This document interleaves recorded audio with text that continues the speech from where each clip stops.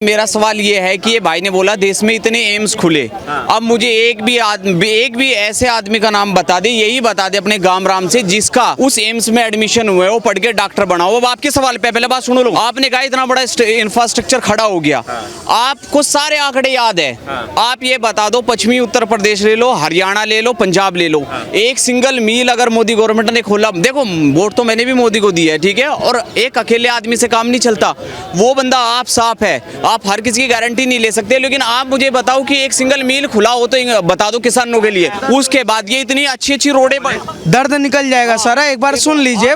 देखो ठीक है, क्योंकि देखो ये यहाँ पर बहुत सारे लोग हैं पोखे पाड़े में, और जेठ की तो क्या करे हुए, मतलब कि जनवरी की सर्दी और जुलाई मई की गर्मी में अगर काम करता है तो किसान करता है, वो एसी में नहीं सोता। इस चीज का ध्यान रखना। इतनी बड़ी बड़ी रोडें बनी है, किसी एक किसान की बुग्गी चल रही हो तो बता दो। नहीं, यहाँ मैं आपसे पूछ रहा हूँ, मतलब किसान नहीं चल सकता उस हाईवे पे, किसान के रोड ट्रैक्टर नहीं चल सकते हैं, बुग्गी नहीं चल। आप एक बात बताओ, मेरठ हाईवे है उस पे बुग्गी नहीं चल सकती, कैसी बात कर रहे हो? ये जो एक मील नहीं खुली, आप बोल रहे हाईवे बन गए, ये बन गए, एक किसान का बुग्गी नहीं चल सकती, एक ट्रैक्टर नहीं चल सकता, ये हाईवे ये एक्सप्रेस क्या काम करेंगे? फिर वह आप तो बड़ी बात कर रहे हो। वही बात हो गया कि जो कम्युनिस्ट माइंडसेट है, कम्युनिस्ट माइंडसेट जो देश में चलता आ रहा है 70 सालों से, वो जो बताइए। ये कम्युनिस्ट माइंड नहीं, ये उससे सुनिए, ये उससे भी गिरे हुए हैं कि इनको ये जानकारी नहीं है कि सुनिए, एक सेकंड सुन लीजिए कि अगर हॉस्पिटल बनेगा, सुनिए करोड़ की बात पहले समझ लिया कर, सुन लिया कर लीजिए, अगर हॉस्पिटल बनेगा तो गरीब जाएगा, स्कूल बनेगा तो गरीब जाएगा, सड़क बनेगी तो सारा जनता यूज करेगा। वहाँ पर कहाँ लिखा हुआ है कि किसान नहीं जा सकता? वहाँ कहाँ लिखा हुआ है कि किसान के ट्रक नहीं चल सकते? वहाँ सुन लीजिए, ज्ञान की बात है इनका। सुनिए, कम्युनिस्ट माइंड क्या कहता है कि देश में आप कोई सड़कें मत बनाइए, कम्युनिस्ट माइंड क्या कहता है आप देश में कोई हाईवे मत बनाइए, कम्युनिस्ट माइंड कहता है कि अनपढ़ रखकर उनके घर में बस फ्री में अनाज दीजिए, फ्री में उनको दूध दीजिए, फ्री में उनको अनपढ़ बना के रखिए। नरेंद्र मोदी क्या चाहते हैं? शिक्षा पे काम कर रहे हैं, विकास पर काम कर रहे हैं, इस देश की इकोनॉमी पे काम कर रहे हैं, पर इनका माइंडसेट क्या है कि किसानों को कुछ नहीं मिला। इसी 2014 से पहले सुनिए, इसी 2014 से पहले कौन सी सरकार ने, सुनिए, कौन सी सरकार ने किसानों को किसान निधि सम्मान योजना दिया था? पहली प्रधानमंत्री सरकार है। सुनिए भाई, जनता को मैं आ रहा हूँ, मैं आपके पास आ रहा हूँ, आपके पास आ रहा हूँ।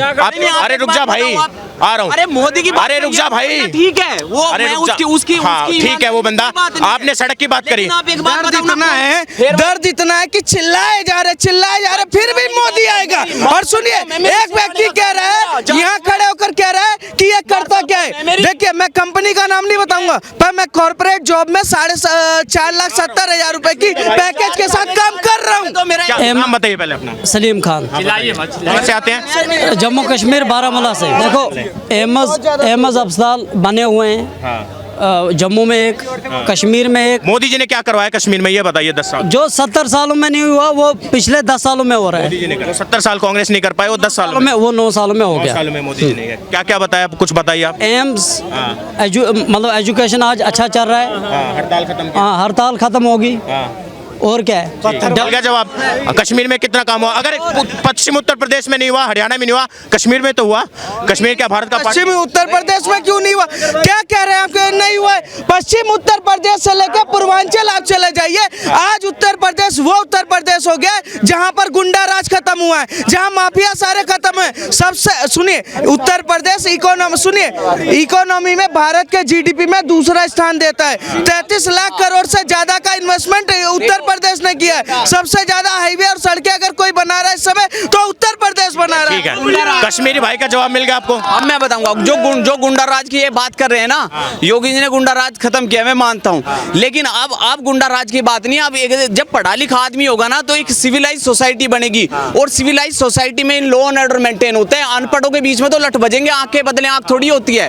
तो आप ये करो, सिविलाइज सोसाइटी में आप कर क्या रहे हो? सिविलाइज सोसाइटी को सिविलाइज्ड बनाने का काम किया जा रहा है पिछले 10 सालों से। आप सुनिए 10 सालों से। इसके पीछे की वजह क्या है है कि जहां पे आपके पास कुल मिला के 6 IITs थी, हमने 16 IITs दी। जहां पे आपके पास कुल मिला के 9 IIMs थे, 18 IIM दिए। जहां पे आपके पास 2 पूर्ण रूप से चलित एम्स थी और कागज में 6 या 7 एम्स थी, उसकी संख्या को बढ़ा के 20-22 किया गया। जहां पे आपके पास कागज पे 74 एयरपोर्ट्स थे, उसको बढ़ा के 148 किया गया। जहां पे आपके पास अपना एक एजुकेशन पॉलिसी नहीं था, आप 1962 की एजुकेशन पॉलिसी को आज तक इंप्लीमेंट कर रहे थे, जो कि कॉलोनियल व्यवस्था से पूरी तरीके से प्रभावित थी, जिसमें आपको यह पढ़ाया गया कि आपके ऊपर शासन करने वाला, आपके ऊपर बर्बरता करने वाला, आपके ऊपर लूटने वाला महान है। उसको मिटाकर आपके रक्षकों को सम्मान दिलाया आपकी किताबों के माध्यम से, तब जाके सिविलाइज सोसाइटी बनती है। और वो सिविलाइज सोसाइटी बनाने का काम नरेंद्र मोदी सरकार पिछले 10 सालों से कर रही है। मिल गया भाई जवाब। अब मैं इसका जवाब देता हूँ। आपने IIT बनवाए, आपने एम्स बनवाए और आपने इंफ्रास्ट्रक्चर बनवाए, आपने बड़े बड़े हाईवे बनवाए, लेकिन इससे पहले उन गाँव की सड़कों को उन हाईवे से जोड़ने का काम भी करना होता है। प्रधानमंत्री ग्राम 2004-5 की बात सुनिए, माफ कीजिए, 6 साल लगभग अटल बिहारी वाजपेयी जी 1998 से लेकर 2004 तक देश के प्रधानमंत्री रहे। इससे पहले बहुत सारे लोग इस देश के प्रधानमंत्री रहे, अन्य लोग। सिर्फ एक व्यक्ति था जिसने इस चीज की कल्पना की और उसका नाम स्वर्गीय भारत रत्न पंडित अटल बिहारी वाजपेयी था, जिनकी योजना थी स्वर्णिम चतुर्भुज योजना। 70 सालों से क्यों नहीं की गई? प्रधानमंत्री ग्राम सड़क योजना सुना आपने? उसी को प्रधानमंत्री ग्राम सड़क योजना कहा जाता है। और इसमें 2002 के बाद जो तेजी आई, उसको बढ़ाने का काम 10 सालों में नहीं किया गया। उसके बाद ये काम जो है नितिन गडकरी जब परिवहन मंत्री बने उसके बाद शुरू हुआ, जहां पे सैकड़ों की संख्या में, मतलब हजारों किलोमीटर की संख्या में पिछले 10 सालों के अंदर सड़कें बनाई गई। ये काम कनेक्टिविटी का किसने किया? नरेंद्र मोदी सरकार ने। आप रोड की बात कर रहे हो महाराज, सुनो, अरे रुक जाओ। आप रोड की बात करो, ट्रांसपोर्ट का सिर्फ एक मीन नहीं होता है रोड।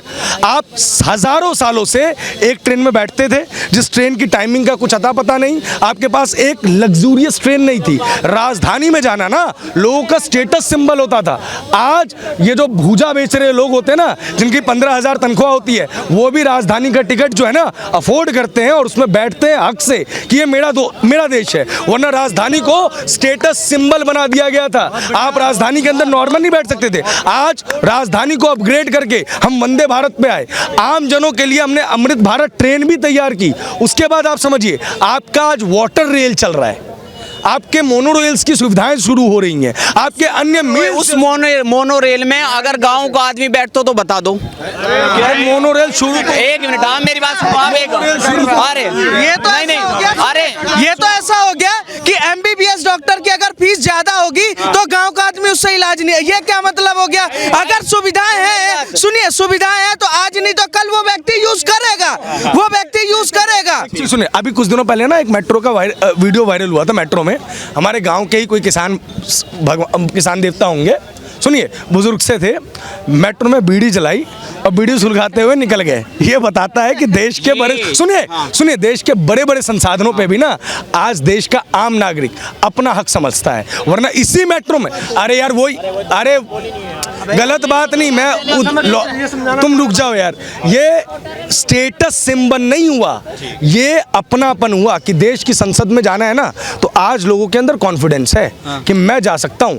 अमीर गरीब नहीं देखा जा रहा। और ये जो एम्पावरमेंट है कि ये जो लुटियंस गैंग जो कब्जा करके रखती थी सरकार पे, ये खान मार्केट गैंग जो सरकार पे कब्जा करती थी, सरकार उनसे हटी है और देश के आम लोगों तक पहुंची है कि बिहार, असम, मणिपुर, दूर दराज में बैठा हुआ एक व्यक्ति भी ना आज डायरेक्टली प्रधानमंत्री से कम्युनिकेट करता है और ये कहता है कि प्रधानमंत्री जी लक्षद्वीप को तो बढ़ा दिया, मेरे नॉर्थ ईस्ट पे भी ध्यान दे दो। मोदी विरोधी, नाम है आपका? मेरा नाम मिथुन कुमार, मैं फरीदाबाद से हूँ। मोदी विरोधी लोगों का सिर्फ एक ही प्रोपेगेंडा है, मोदी जी चाहे कितना भी तरक्की का काम करवा दे, वो हर चीज को एक गरीब लोगों से जोड़ करके उसे खराब करने की कोशिश करते हैं। मैं बता रहा हूँ भाई, मैं बता रहा हूँ, विरोधी लोगों का एक ही एजेंडा है। मोदी जी चाहे 20 एम्स बनवा दे, मोदी जी चाहे बुलेट ट्रेन ले आए, मोदी जी चाहे सेमी हाई स्पीड ट्रेन ले आए, मोदी जी चाहे वंदे भारत ले आए, तेजस ले आए, हमसफर ले आए, शक्तिमान, गतिमान, सब ट्रेन ले आए। ये विरोधी लोग जो है ना सिर्फ गरीब से जोड़ करके उसे बेकार करने की कोशिश करते हैं। भाई वो बन किसके ले रहा है? इतनी सारी जो सुविधाएं मिल रही है, ट्रेनें बन रही है, वो बन किसके ले रही है? हमारे लिए तो बन रही है ना। और भाई देखो भाई, मैं बताऊं, विरोध तो होगा। अगर विपक्ष अगर राजनीति में रहते हुए, राजनीति करने के लिए अगर राजनीति में रहते हुए विरोध नहीं होगा तो फिर भी विरोध करिए, पर सकारात्मक विरोध होती है, सकारात्मक विरोध करिए। आप बताओ, कल महाराष्ट्र में गोली चल गई थाने में, वो बीजेपी के विधायक ने चलाई, किस चीज पे कंट्रोल करेगा यार? कैसी बातें कर रहे हो आप? वो एक छिटपुट घटना होती है, ठीक है, एक विधायक ने दूसरे विधायक के ऊपर गोली चला दी। हाँ, जिसकी दबी है ना वो ईमानदार, और जिसकी खुल गई ना वो बेईमान। बिहार में सुनिए, और जब बिहार में सुन लीजिए एक सेकंड, जब बिहार में खुलेआम पत्रकारों को मारा जा रहा था, खुलेआम पकड़ा जा रहा था, जब दंगे करे जा रहे थे, रामनवमी पे पत्थर चलाए जा रहे थे, तो वो छोटी मोटी बात थी क्या? उस पर इसका बयान नहीं आया। ये भी महाराष्ट्र में पहुंच गया, बिहार में नहीं जाता। मोदी जी ने चलवा दिया। हाँ, ये वही है कि मोदी जी ने कर दिया, मोदी जी ने कर दिया। एक और बताता हूँ, हर किसी का बराबर का योगदान रहा है। देख, पुलवामा हमला हुआ था, उस पे मोदी जी ने स्ट्राइक करवा दी थी, सम्मान है इस बात का। लेकिन इंदिरा गांधी बांग्लादेश को भी अलग करवा गई थी। बराबर हर किसी का इस देश में बराबर का योगदान है। इस पे किसने सवाल उठाया? इंदिरा गांधी पे सवाल किसने उठाया? मैं ये कह रहा हूँ कि हर इंग्लिश गांधी पे मैं कह रहा हूँ इस बात को, ठीक है, सम्मान है, इंदिरा गांधी का सम्मान है, किसने उठाया? जब कोई किसने उठाया? इंदिरा गांधी पे नहीं उठाया किसने? हाँ, वही मैं बता रहा हूँ, जब पार्टी सत्ता में होगी तो वो अपने हिसाब से काम करेगी और उसका विरोध होगा। विरोध इंदिरा गांधी का भी हुआ था। तो तुम विपक्ष ठीक है, थोड़ी ना हो। अच्छा करिए ना आप। कांग्रेस के नेता हो? नहीं, कांग्रेस के नेता हो। सीधी सी बात है, इंदिरा गांधी ने जो काम किया वो बहुत बड़ी बात थी, और जो नरेंद्र मोदी कर रहा है वो भी बहुत बड़ी बात है। कोई भी व्यक्ति ये नहीं कह रहा कि पिछली सरकारों ने कुछ नहीं किया और इस सरकारों ने कुछ नहीं किया, पर नियत का विरोध किया जाता है। सरकार के विरोध में आप देश का विरोध नहीं कर सकते, आप देश के इंफ्रास्ट्रक्चर का विरोध नहीं कर सकते। अभी आप एक्सप्रेसवे पे कौन चलेगा? किसान कैसे चलेगा? गाड़ी कैसे चलेगा? यही बात की कम्युनिस्ट माइंड जो इनका है, जो इनका कम्युनिस्ट माइंड है, ये मोदी का विरोध करते करते देश के विकास का विरोध करने लगे, देश के सड़कों का विरोध करने लगे, देश के स्कूल का, देश का इकोनॉमी का, इन चीजों का विरोध कर रहे। मैं कह रहा हूँ आप मोदी को सुनिए, मोदी के नीति का विरोध करो, मोदी के बारे में कुछ भी कहो, पर आप देश के विकास के बारे में गलत कहते हो तो आप भी उसी श्रेणी में आते हो जैसे पाकिस्तान और अफगानिस्तान वाले विद्रोह करते हैं। बताइए थोड़ा जवाब। का एक ही इलाज है, एक गोली चली, भाई की आंखें चौड़ी हो गई, ऐसे लोगों को बंगाल भेज देना चाहिए। बंगाल क्यों? बंगाल भेज देना चाहिए, वहाँ चलती है गोलियां। वहाँ ना ये पूछेगा कि तू जाट है, वहाँ ना पूछेगा तू गुजर है, ना तू ठाकुर है, गोली मारेंगे सीधे यहाँ पे। समझ गए कि तू हिंदू है? सबसे पहले ये बोल कि मैं हिंदू हूँ। अगर जाट बोल दिया ना तो भी गोली लगेगी, क्योंकि तू हिंदू है उनके लिए। समझ गए ना? अगर ज्यादा आंखें फाड़नी है तो आंखें फाड़ो बंगाल में, आंखें फाड़ो केरला में, जहाँ हिंदू मारे जा रहे हैं, ठीक है ना? यहाँ आंखें फाड़ रहे हो क्योंकि यहाँ सरकार अपनी है, इसलिए यही कनॉट प्लेस है। यहाँ बैंड बजी रहती थी, 4 लोगों के खड़े होने की हिम्मत नहीं थी। यहाँ जो चौड़ी आंखें कर करके बोले ना मैं जाट हूँ, हिम्मत नहीं थी पहले। 2014 के बाद हिम्मत आई है मेरे देश के लोगों में। मोदी ने जगाया देश को, ले ये हिंदू सोया हुआ था। समझे? ये वही देश है जहां मुसलमानों ने एक एक मंदिर को तोड़ा था, सोमनाथ को तोड़ा था, सबको तोड़ा था। और ये वही सरकार है जो मंदिर बना रही है, जो विद्यालय बना रही है। बात ऐसी है, तुमने बोला कि 70 साल पे कांग्रेस ने क्या करा।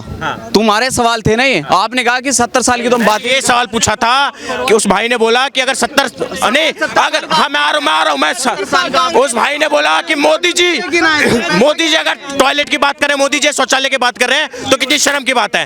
तो मोदी जी के लिए शर्म की बात है, क्योंकि वो देश के लिए शर्म की बात है कि अगर 70 साल ज्यादा आजाद देश के 70 साल बाद भी अगर एक प्रधानमंत्री टॉयलेट की बात कर रहा है, शौचालय की बात कर रहा है, तो वो शर्म की बात है। मैंने ये बात बोला था 70 साल में क्यों नहीं हुआ। आपने 70 साल में काम गिनाए थे, अभी मैंने 70 साल का ये बताया था, टॉयलेट वाली बात नहीं, टॉयलेट वाली बात नहीं की थी। 70 साल में हुआ क्या आपने ये कहा, फिर आपने क्या मैंने 2004 से लेके 14 तक उसने बोला कि जो देश का कर्ज है वो 2,15,000 करोड़ रुपए हो रखे हैं।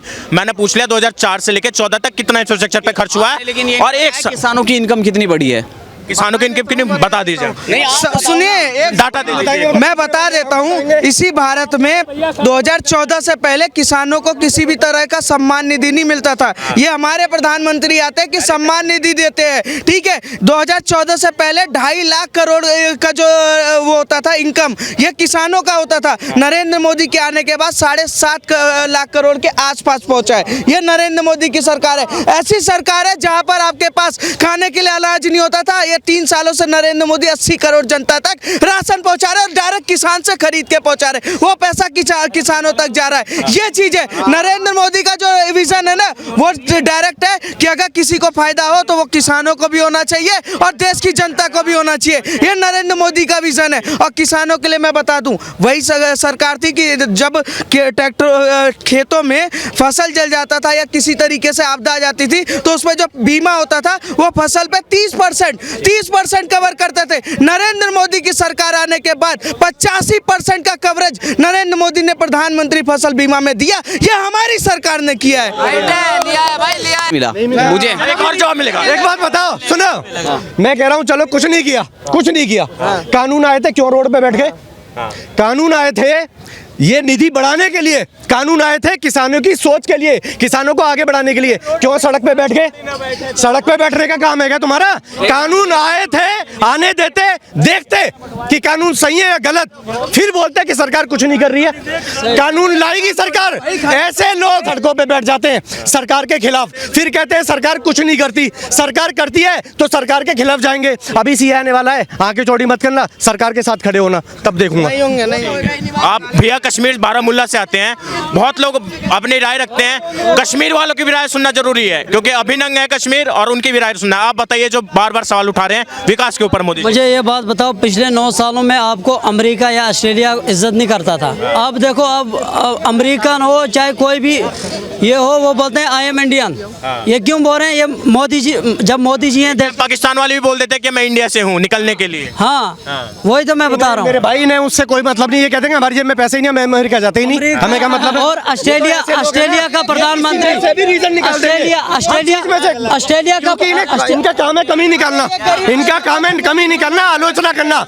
लेकिन आलोचना करते करते नफरत मत करो भाई। और मैं कह रहा हूँ ये गरीब पैदा हुआ तो मोदी की थोड़ी ना गलती है यार। मेहनत करो, कमाओ, खाओ, ठीक है। अब ये क्या मतलब हो गया कि नरेंद्र मोदी, सुनिए, वंदे भारत बन रहा है, सुनिए, वंदे भारत चल रहा है तो उसमें गरीब नहीं जा सकता, सड़कें बनी तो गरीब नहीं जा सकता। कहीं वहाँ बोर्ड लगा हुआ है क्या, स्टिकर चिपका हुआ है कि अमीर जाएगा गरीब नहीं जाएगा, अंबानी जाएगा तो अडानी जाएगा, हम नहीं जाएंगे? कहीं ऐसा कुछ नहीं है। ये नियत। गांधी आरोप लगाते हैं प्रधानमंत्री सिर्फ 2-4 चुनिंदा लोगों का, अडानी अंबानी जैसे का प्रधानमंत्री है। राहुल गांधी एक बार खुल के बता दे कि उनके पास कितना इनकम है। नरेंद्र मोदी जी ने खुल के ही बता रखा है कि उनके पास कितना इनकम है। मैं एक बात बता दूं, इनका जो समर्थन कर रहे 26 चिरकुटों का, उन सबकी इकोनॉमी उठा के देख लेना। इतनी इकोनॉमी होगी जितनी यहाँ जनता खड़ी होगी ना, यहाँ से लेके आसपास के दूर तक 2.5-3 किलोमीटर एक नेता के बराबर नहीं होगा। एक नेता के, वही प्रधानमंत्री इकलौता है कि वो प्रधानमंत्री बना, पर उसके परिवार से, सुनिए, उसके परिवार से सरकार में कोई नहीं है। इनके परिवार में एक प्रधानमंत्री या प्रधान या पार्षद भी बन जाए ना तो पूरा खानदान का खानदान तो लेख ये बन जाए, वो बन जाए, ये बन जाए। नरेंद्र मोदी ने अपने परिवार से किसी को भी राजनीति में नहीं लाए, पर नेहरू गांधी परिवार में अगर कांग्रेस में कोई प्रधानमंत्री का उम्मीदवार है तो वो राहुल गांधी है। इस पर जवाब नहीं देंगे। अगर अखिलेश समाजवादी में कोई जाएगा तो वो अखिलेश यादव है, पर भाजपा में ये तय नहीं होता।